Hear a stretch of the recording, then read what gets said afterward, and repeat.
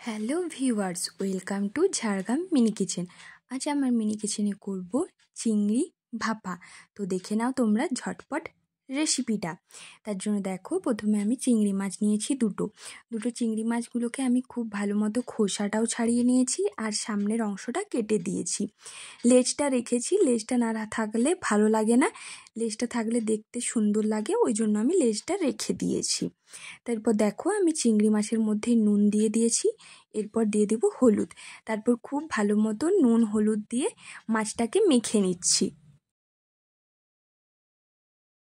মাছটা মাখা হয়ে গেছে, এরপর আমি এটা 10 মিনিট মতো ম্যারিনেটের জন্য রেখে দিচ্ছি।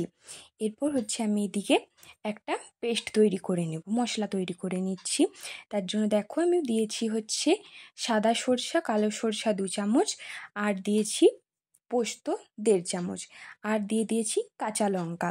তারপর আমি জল দিয়ে করে একটা পেস্ট তৈরি করে নেব। পেস্ট তৈরি করা আমার হয়ে গেছে। এরপর আমি একটা টিফিন নিয়েছি। টিফিনটা এমন নেবেন যাতে ঢাকাটা ভালো মতো লাগে। তো দেখুন, আমি টিফিনের মধ্যে আমি পেস্টটা যে তৈরি করে রেখেছিলাম, পেস্টটা দিয়ে দিলাম। তারপর এর মধ্যে আমি পরিমাণ মতো দিয়ে দিলাম নুন, আর দিয়ে দেবো একটু হলুদ, আর দিয়ে দেবো একটু কাশ্মীরি লঙ্কা গুঁড়ো, জাস্ট কালারের জন্য, ওটা আপনারা নাও ইউজ করতে পারেন। তো খুব ভালো মতো এটাকে আমি মিক্সড করে নেব। দেখুন, খুব ভালো মতো মিশিয়ে নিলাম আমি। এরপর আমি চিংড়ি মাছগুলো দিয়ে দেব।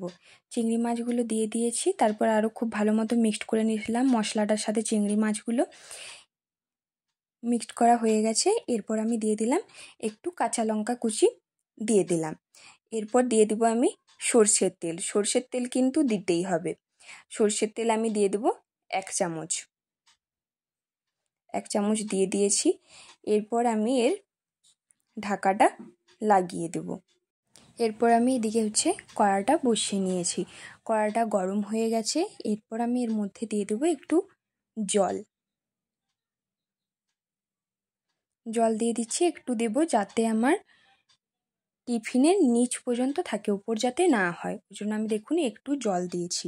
কিন্তু আমার জলটা একটু বেশিই হয়ে যাবে। দেখুন, টিফিনটা যখন বসাবো তখন অনেকটাই উপরে জলটা উঠে যাবে, ওই জন্য আমি জলটা আরও কমিয়ে করে টিফিনটা বসিয়ে দেব। তারপর আমি ঢাকা দিয়ে দিলাম। ঢাকা দিয়ে এটা এখন আমি 10 মিনিটের জন্য রেখে দেব। প্রথমে একটু বেশি আঁচে করব, তারপর কম আঁচে করব। 10 মিনিটের বেশি হয়ে গেছে। এরপর আমি ঢাকাটা খুলে নিচ্ছি। ঢাকাটা খুলে করে এরপর আমি টিফিনটা রেখে দেব। টিফিনটা ঠান্ডা হলে তারপর আমি টিফিনটা খুলব। দেখুন, টিফিনটা খুলে নিচ্ছি। দেখুন, দেখতে কত সুন্দর লাগছে, দেখেই তো জিভে জল চলে আসছে।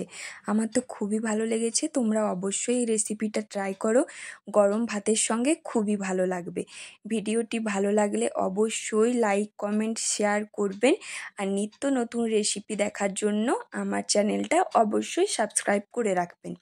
দেখা হচ্ছে পরের ভিডিওতে। বাই।